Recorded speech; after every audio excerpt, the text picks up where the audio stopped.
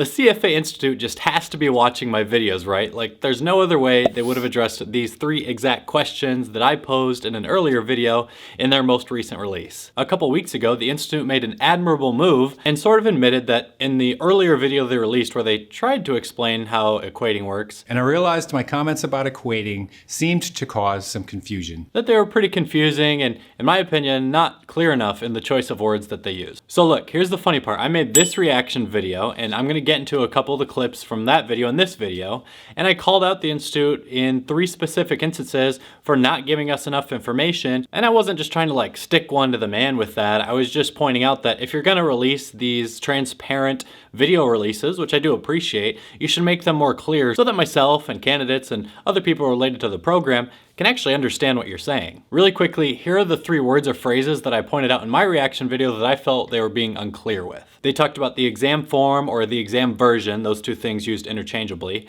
They talked about candidate demographic shifts, which I still don't really know what they mean. And then they talked about adjusting exams after their equating process. Chris Weesey from the Institute kept saying, and then we adjust, or then we apply our adjustments. The equating process adjusts for any differences in the relative difficulty from one exam form to another. And he never specifically said what's getting adjusted. Well, now they've addressed that. So watch 3 little clips from my earlier video on this, and then listen to what the Institute said in their most recent video, and tell me that they can't be referencing some of what I said. I have no idea what he means by long-term candidate demographic shifts. What the heck does equating mean?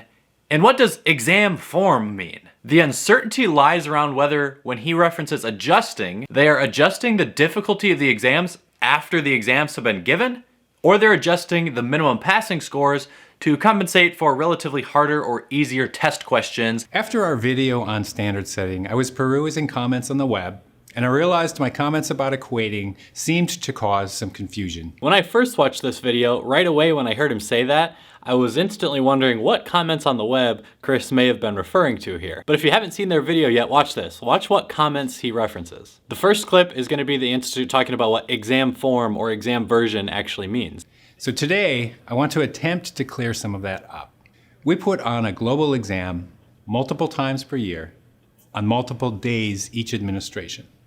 Everyone, us included, tends to refer to the exam as a single thing. But for the sake of exam security, we don't just use one version of the exam. There are many versions of the exam. So how do we make sure no one who happened to receive a slightly harder or a slightly easier version of the exam was disadvantaged or advantaged by that? It's analogous to converting degrees of Celsius with degrees of Fahrenheit by translating the temperature from one scale to another. I don't know if 2 different exam versions are going to be analogous to converting from Celsius to Fahrenheit, because that is a very mathematically straightforward, direct conversion that happens the exact same way every single time and is subject to no human interpretation of difficulty of different exam questions, but we'll give them that. We do similar with our minimum passing score. We use equating to apply the approved minimum passing score difficulty level from standard setting to future administrations. The result allows a direct comparison of 2 or more different exam forms, with a form being a version of the exam.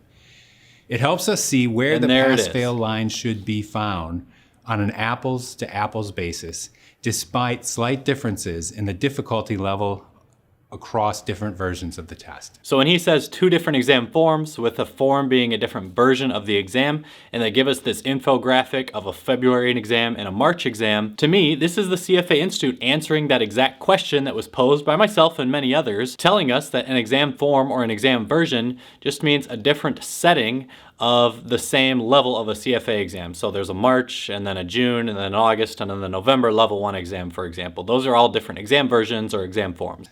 The slightly harder version of the test has 3 hard questions, 3 medium, and 3 easy questions. The slightly easier version of the test has 2 hard questions, 3 medium, and 4 easy questions. If the slightly harder version of the test was used in standard setting, then that minimum passing score effectively becomes our benchmark. This is the second very important point. This is Chris answering the question that many of us have been asking about what specifically is getting adjusted. They didn't tell us what was getting adjusted. If the exam difficulty was getting adjusted after the fact by removing easier questions from the scoring, or if the minimum passing scores were getting adjusted. And here's our answer. The Institute changes the MPS based on what the standard setters determine the level of difficulty of each question was, and in turn what the relative difficulty of each exam form was. Before we get back to the rest of the video, we should take a pause here because this is something that, as far as I know, we've never ever seen from the CFA Institute before, which is them addressing how they manipulate the minimum passing scores. And furthermore, this is a major statement from the Institute about what they've been doing over the past 18 months with the very high minimum passing scores we've been seeing. I'm glad they gave that very clear to understand infographic. It's transparent, it tells us what's going on. When the Institute interprets one exam form, let's say the November level 1 exam, to have been easier than level 1 exams in the past, they're going to set a higher minimum passing score to ensure a consistent pass rate. So that can only mean that if the minimum passing score estimates we've been getting from 300hours.com are correct or even close to correct, then the CFA Institute has been interpreting the last handful of exams they've administered as being historically easy relative to exams of the past. Let me know in the comments down below if there's any other interpretation of what he's saying here relative to the high minimum passing scores we've seen, but I think this seems pretty straightforward. And this could correspond with one of the theories I've been talking about over the past year with these higher minimum passing scores and low pass rates, which is that maybe the individuals who are evaluating each question for its relative difficulty have become tougher or are now tougher than individuals in the past.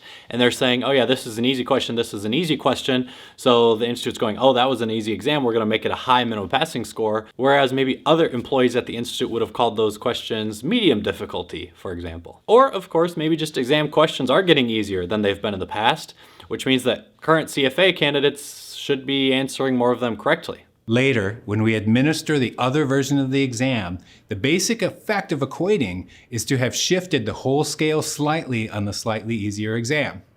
For example, if the MPS was 4 on the harder version of the exam, in other words, candidates needed to get 4 questions right to pass, then when we take the slightly easier exam form, you might expect them to get 5 or even 6 of those questions correct. The minimum passing score is higher. And that's why we adjust the scale. As it's depicted here, candidates now need to get 5 questions right in order to pass. If we administered these two tests to a lot of people, they are unlikely to have scored exactly the same way because different people took each version. But we would know we got the equating right if the pass rates between the two groups is approximately equal, despite one version of the test being slightly easier. What? As I mentioned in the previous video, we would know we got the equating process right if the pass rates between the two groups were equal. Well, since in the past year we've seen drastically fluctuating pass rates, that either means they've gotten the equating process way wrong, or candidates are drastically differently prepared. In this case, obviously much less prepared since the pass rates have been lower, which is sort of what the Institute has said when they've blamed the low pass rates on people's study schedules being disrupted by the pandemic. I've said it many times before, I don't buy that theory, so I think they're just getting the equating process wrong. And then the last question I had in my earlier reaction video was about what candidate demographic shifts mean. Like, are they just saying people might get smarter or dumber over time? Let's see. But another possible trigger, and one that I referred to in the previous video, and that seems to have caused some confusion, relates to material changes among the candidate population. And I think the best way I can explain that is with a real-world example. Okay. A few years ago, we changed our CIPM program such that CFA charter holders were waived out of completing level 1 and could proceed directly to level 2. That had the immediate effect of taking a lot of very qualified people out of that level 1 testing pool. Yeah. And so we did standard setting again in order to affirm the correct placement of the minimum passing score. So basically in that CIPM exam example, the minimum passing score would end up being higher and the pass rate would be lower for the level 1 CIPM exam since no CFA charter holders were taking it anymore. If we had not done standard setting, then we would not have been in the position to definitively say how much of any performance differences before or after that change were based on differences on the exam versus the average capability differences between those two groups of candidates. So yeah, candidate demographic shifts, he says, average differences in capabilities. What he's talking about is better prepared or less prepared, or in other words, more smart or less smart. And I'm surprised that the Institute is making a statement like that, considering I don't know of any real research showing that people are getting smarter or dumber over time, or that people are not doing as good of a job or are doing a better job at preparing for exams in general. So they don't seem to be directly making a statement about the pandemic again here, which is nice for a change, but I don't see any other potential candidate demographic shifts, people getting smarter or dumber, that they could be seeing amongst CFA exam candidates. Let me know in the comment section if anyone is aware of something. So hopefully you see what I mean here.